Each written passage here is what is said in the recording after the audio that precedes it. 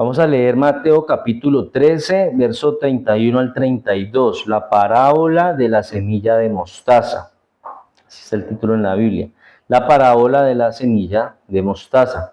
Capítulo 13, verso 31 al 32. Esta es una de las parábolas más cortas. No es la más corta, pero es una de las más cortas.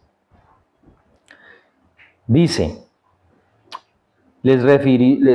otra parábola les refirió diciendo, el reino de los cielos es semejante al grano de mostaza que un hombre tomó y sembró en su campo, el cual a la verdad es la más pequeña de todas las semillas, pero cuando ha crecido es la mayor de las hortalizas y se hace árbol, de tal manera que vienen las aves del cielo y hacen nidos en sus ramas. Aquí está haciendo una comparación con una semilla pequeña, una semilla que a los ojos de la gente era insignificante por su tamaño. En la época de Jesús, para cuando él está dando esta parábola, la semilla de mostaza se utilizaba para dichos, como un proverbio, se utilizaba mucho hablar de la mostaza entre el pueblo judío para representar algo que era muy pequeño, ¿cierto? Entonces, no es que literalmente era la semilla más pequeña de que existiera, pero sí era una de las más pequeñas. Y que era una semilla o una planta que se sembraba mucho en esa época en Palestina. De hecho, que un judío, un campesino podía sostener varias semillas en la yema del dedo y apenas las lograba ver, porque son muy pequeñas. Entonces, esa semilla tiene una característica que cuando se ve que es tan pequeñita, uno podría pensar que no llegara a crecer mucho, porque es una semilla que apenas mide entre 1 milímetro a 2 milímetros de diámetro. Entonces, cualquiera diría, eso no creo que sea una planta grande, ¿cierto? Pero puede llegar a crecer entre 3 a 5 metros, un arbolito de una semilla de mostaza. Por eso, en un tamaño de esos, ya las aves pueden venir y hacer nidos ahí y posar sobre ella porque ya es un arbolito grande. Pero entonces esta imagen causaba impacto entre los oyentes de Jesús en esa época porque para ellos el reino de Dios, desde esa perspectiva de lo que ellos veían en Cristo, no parecía un reino grande, parecía un reino pequeño. Porque el reino que traía Jesús no venía con ejércitos, no venía con un poder político, no venía con reconocimiento de otros reinos del mundo, no tenía edificaciones y grandes templos que impresionaran a las civilizaciones de la época, por lo tanto no tenía una influencia visible. Entonces es un reino insignificante. Aparte que Jesús en su ministerio estaba rodeado de personas que no eran de la élite social del pueblo, eran pescadores, eran campesinos, eran cobradores de impuestos, personas despreciadas por la sociedad. Por eso desde la perspectiva humana, ese movimiento que iniciaba con Jesús y con los discípulos, pues era un movimiento sin importancia, insignificante, no tenía relevancia, porque el pueblo había esperado un Mesías que llegara con el poder político y militar que destruyera a Roma. Por eso el pueblo no entendía que su esclavitud no era política. La esclavitud que el pueblo vivía era espiritual. Ellos querían una liberación visible, externa, una liberación del yugo romano, pero ellos ignoraban que la verdadera esclavitud y la corrupción que ellos vivían estaban en su interior, en el corazón, por el pecado. Ellos estaban esperando un Mesías que llegara y resolviera todos los problemas que el pueblo estaba viviendo. Ellos querían que el Mesías que llegara resolviera un tipo de circunstancias temporales. Ellos no estaban siendo conscientes de la necesidad o de la verdadera necesidad que ellos tenían en ese momento, que era espiritual. Ellos esperaban liberación política, prosperidad nacional, una derrota del Imperio Romano. Ellos necesitaban y querían ver que el país se volviera poderoso, fuerte, que fuera respetado por los países de alrededor. Ellos querían ser una grandeza, tener una grandeza en su nación. Y hoy está ocurriendo exactamente lo mismo, porque hoy muchas personas quieren a un Dios que les elimine las deudas, que les quite los problemas, que les sane las enfermedades, que cambie las circunstancias que viven, que les traiga un bienestar y una prosperidad. Pero no necesariamente estas personas quieren arrepentirse.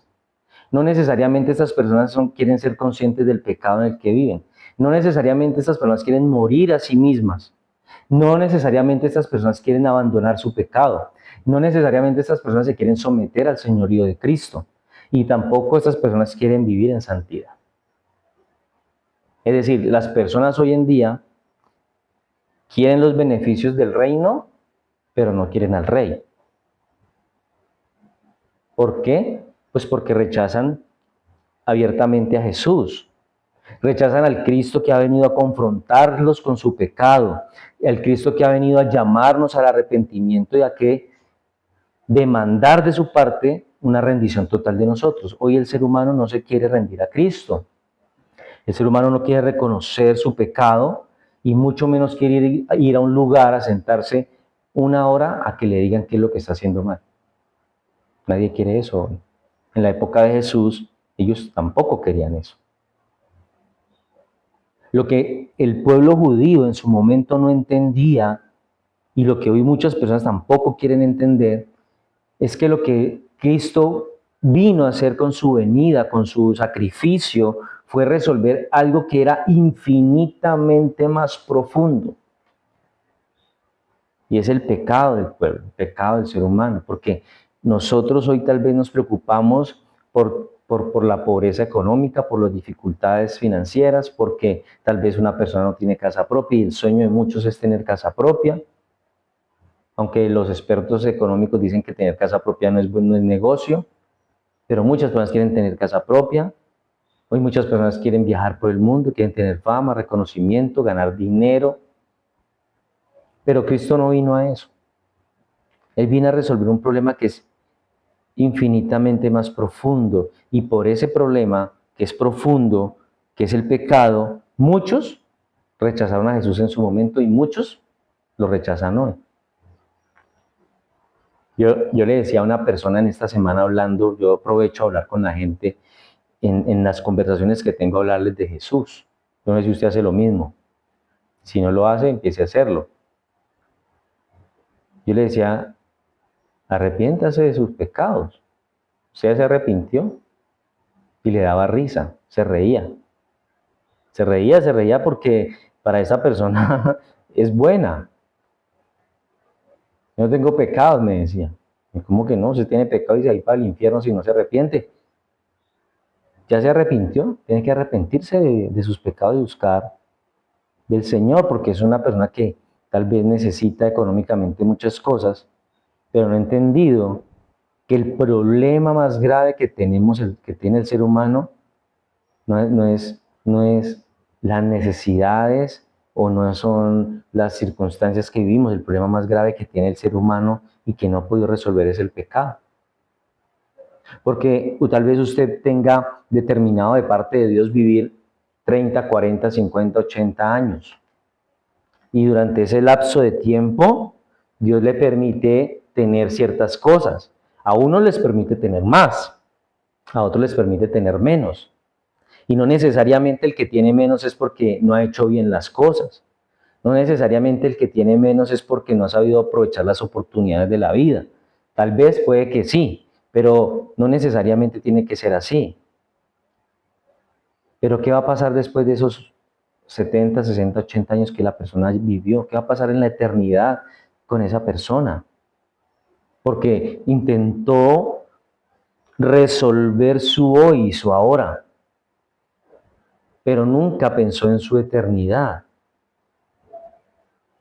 Por eso el Señor aquí, en esta enseñanza de la parábola de la mostaza, él lo que quiere enseñar es una verdad que es importante, y es que el reino de Dios no debe de ser juzgado por la apariencia inicial, sino por el origen divino que tiene y por el resultado final que va a tener.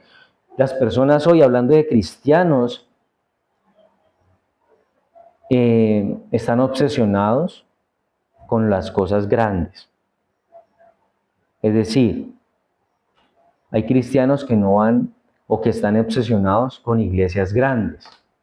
Les gustan las iglesias grandes, donde hay pantallas gigantes, donde hay bandas que tocan en vivo, donde hay luces, donde hay humo, donde hay oficinas para todos los ministerios, donde hay una zona exclusiva para niños. Hoy hay iglesias que tienen cafeterías, zona de venta de libros, de ropa y todo con mensajes cristianos, literatura. A esas personas les gusta ir a esos lugares. Hay cristianos que les encantan las grandes plataformas, donde hayan seminarios, convenciones, lugares grandes donde hayan muchas personas. Hoy hay gente que está obsesionada con una asistencia numerosa en la iglesia. Hay cristianos que están obsesionados con vivir emociones grandes dentro de la iglesia, con grandes espectáculos que se han montado dentro de la iglesia, pero Cristo enseña que el reino verdadero comienza muchas veces de una manera pequeña, de una manera silenciosa y aparentemente débil. El Señor Jesús cuando llegó, Él no llegó sonando las trompetas y con un carruaje y anunciando el nacimiento del rey en un palacio. Él no llegó así. Por eso esa parábola no fue dada para que se hablara tampoco de la fe, porque a veces la utilizan para hablar de la fe, sino que Jesús está hablando aquí del avance soberano del reino de Dios. Mateo 13 habla de varias parábolas, ya hemos leído algunas, ¿cierto? Y en esas parábolas lo que el Señor está enseñando es que cómo opera el reino, cómo crece el reino, cómo será resistido el reino y cómo va a triunfar finalmente el reino. Por eso el pueblo de Israel, aunque esperaba un Mesías político, militar, ellos estaban esperando un reino visible, un reino inmediato, un reino que llegara con toda una estrategia y destruyera al imperio romano, pero Jesús está hablando de algo totalmente diferente. Jesús está presentando el reino de una forma distinta. Él comienza en lo oculto, pero el reino empieza a crecer de manera progresiva y al final el reino llena toda la tierra. Y desde nuestra perspectiva reformada, creemos que esta parábola exalta la soberanía de Dios, porque Dios puede hacer lo que Él quiere como Él quiere y no como nosotros queremos. Las acciones de Dios son de su soberanía, no es de nuestra exigencia.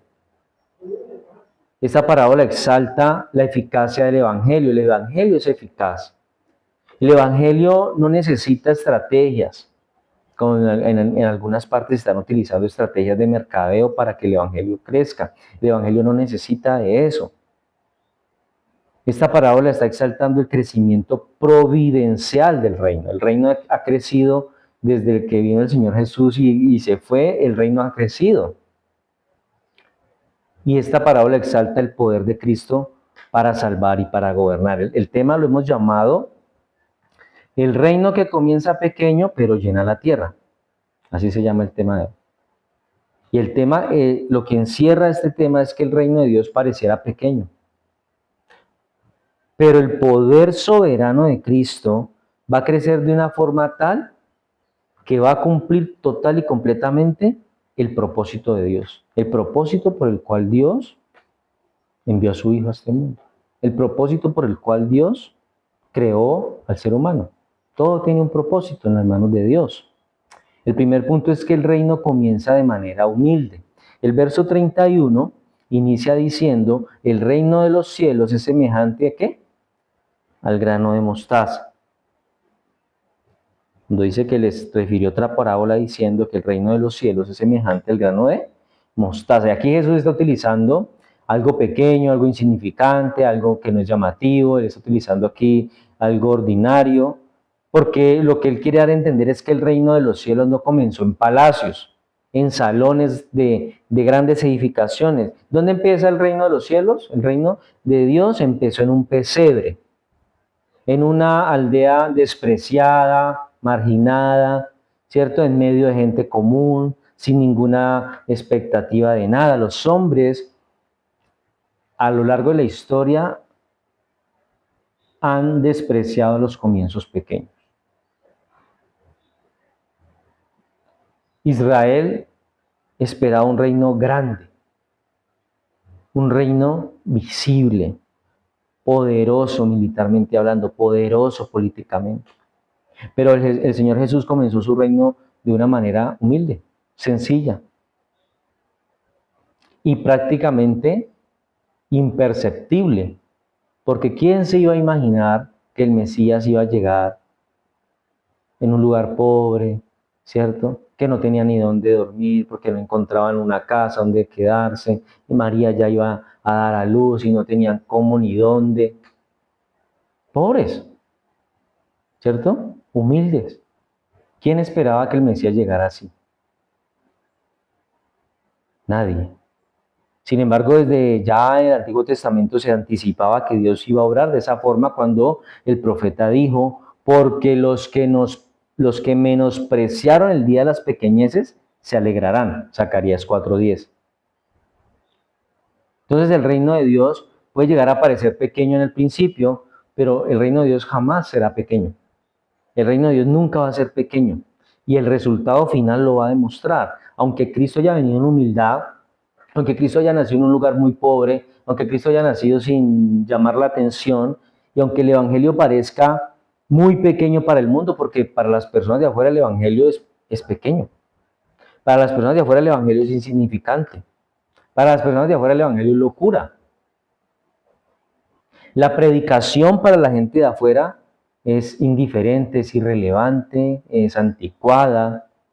La predicación para la gente de afuera es innecesaria, es débil. Nadie quiere que le prediquen del Señor. Nadie quiere que le prediquen de Dios. Para la gente de afuera, la iglesia es insignificante. Para la gente hoy, para muchas generaciones, hoy la iglesia es irrelevante. En Europa muchas iglesias ya son bares. Y el número de asistentes a las iglesias, por lo menos en Europa, es muy pequeño. Es muy pequeño. En Europa las mega iglesias, hablando de iglesias cristianas, evangélicas, las mega iglesias tienen 40, 50 personas. Mientras que en Estados Unidos, en Colombia, en Sudamérica, hay iglesias, mega iglesias de 12,000, de 3,000, de 8,000. Pero en el viejo mundo, la iglesia es obsoleta, ya no quieren ir a la iglesia. Pero Dios se deleita y se goza en utilizar lo que para el mundo es débil, insignificante, sin importancia. Él lo utiliza para avergonzar a lo que allá afuera es fuerte, o lo que el mundo cree que es fuerte. Porque ¿qué es más fuerte para el mundo? El éxito, la empresa, ¿cierto? Los negocios, la vida desordenada, caótica, que ellos dicen disfrutar. Eso es fuerte, pero lo débil, lo que ellos ven débil, lo que Dios va a utilizar para avergonzar a un mundo que se cree fuerte. Juan Calvino decía que Dios escoge lo despreciado para que toda la gloria sea suya.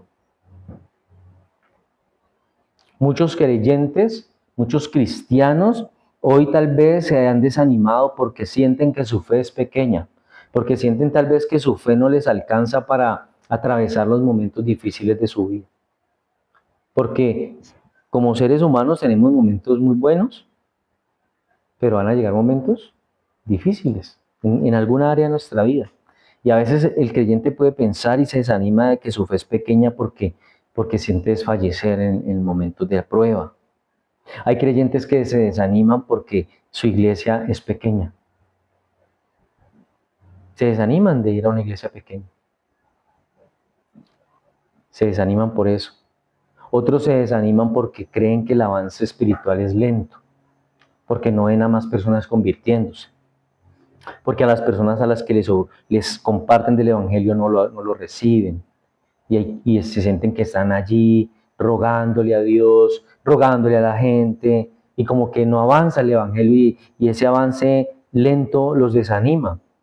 Resulta que eso pasa cuando nosotros creemos que está en nosotros hacer que eso pase. Cristo no ha necesitado y no va a necesitar de nosotros para que su reino sea establecido. Él no necesita de nuestras habilidades, conocimientos, experiencias para que el reino crezca. La obra de Dios muchas veces comienza donde el hombre no ve valor, donde el hombre no ve nada importante, donde el hombre dice ahí no pasa nada. Muchas veces allí es donde comienza la obra de Dios. Segundo, el crecimiento del reino es soberano. El mismo verso 31, en la segunda parte, dice que un hombre tomó y sembró en su campo. Que un hombre tomó y sembró en su campo. Ahí está hablando desde la semilla. La semilla fue sembrada, y cuando aquí habla el pasaje, cuando dice que un hombre tomó y sembró en su campo, aquí está hablando de intención. Está hablando de una intención para empezar con algo.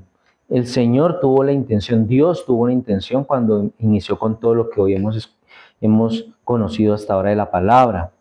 Todo eso tiene un propósito, y eso tiene una dirección divina.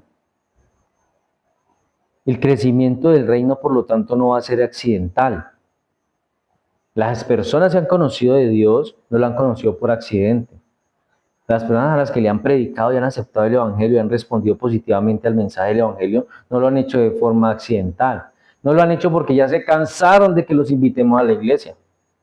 No lo han hecho porque ya de tanto que le han hablado que, ay, bueno, ya voy a aceptar porque es que si no, no me quito a este señor de encima. No lo han hecho porque simplemente pasaron un momento difícil y sintieron que Dios los sacó de allí y por eso aceptaron a Cristo. No, Dios mismo determinó que el Evangelio avanzara. Desde hace muchos siglos, el Evangelio lo han tratado de destruir. Han querido destruir la Biblia, han matado, han perseguido a la iglesia, ¿cierto? Han asesinado a muchas personas. Pero la iglesia nunca va a sobrevivir por capacidad humana. Si fuera por la capacidad humana de la iglesia, el Evangelio ya hubiera desaparecido. El reino crece y seguirá creciendo y va a avanzar hasta el día que venga el Señor, porque Jesús está reinando, porque el rey está vivo. Y mientras el rey esté reinando, el Evangelio va a seguir avanzando. Tal vez a muchas personas no les guste el Evangelio. Tal vez hayan personas que no estén de acuerdo con que hoy usted y yo estemos aquí. Pero aun cuando esas personas tal vez no estén de acuerdo, estamos aquí. ¿Cierto?